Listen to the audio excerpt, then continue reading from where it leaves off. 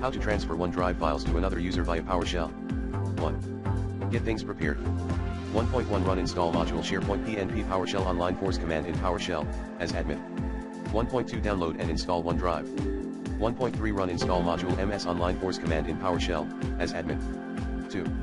Transfer OneDrive files to another account. To do so, download and run the script on this Reddit page, https://www.reddit.com/r/windows/comment/1398ygb/script_for_transferring_OneDrive_files_to another.